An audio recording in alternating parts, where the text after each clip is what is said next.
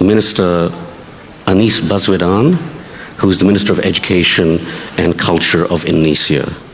Prepare our teachers to be an instructor in the classroom. And that's why the setting is teachers as instructors. Kathleen Chiu, who is Group Legal Counsel for YTL Corporation of Malaysia. To her left, Gerald Lawless, who wears quite a few hats. Not the lawless ones, they are. And lawless, yes, exactly. So he's head of tourism and hospitality for Dubai Holding in United Arab Emirates, and he's given me his card, and there are 3-4 other things, but we'll probably get to that later. And to my right, Prakash Malya, who is Managing Director for Southeast Asia for Intel. Let me begin with Anies.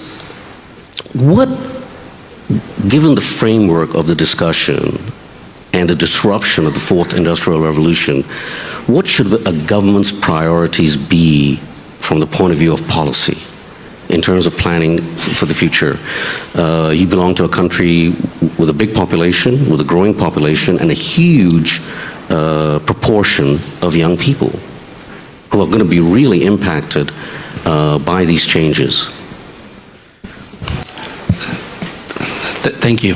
I think that the challenge that we have in Indonesia is also perhaps similar to many developing countries across the globe. Preparing our youth, preparing our next generations to be part of the Fourth Industrial Revolution's era. And for that, look at our profile or our pictures today. I said yesterday, the phenomenon that we are facing. Our students were 21st century students. Our teachers were 20th century teachers. And our classroom is 19th century classrooms. And this is perhaps a phenomenon that is being faced across the globe.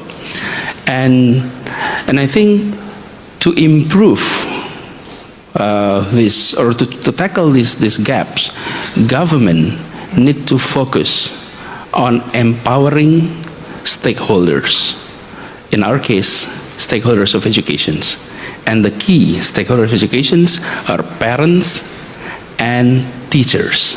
These are two agents that is often overlooked whenever we're talking about preparing our next generations. For teachers, we focus so much on teachers, but parents are often overlooked. And they are the most important, they are the first, but they are the least prepared agent to prepare for the next generation. So focusing on that. But the other thing that is also critical is as we are undergoing these transformations, many of the jobs that we are now seeing may disappear. That is been said many, many times. And when it comes to education, the questions is often raised.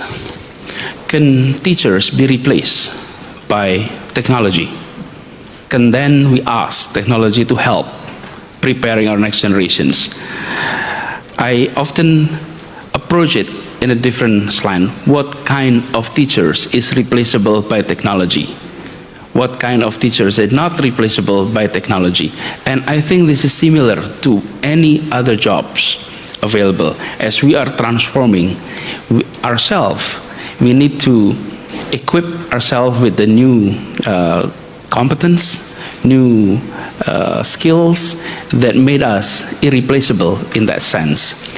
The other aspect that is critical is, especially in the area of education, is we need to add what we bring into our classroom. In the past, we focused so much on what we often call as 3R. Reading, writing, and arithmetics.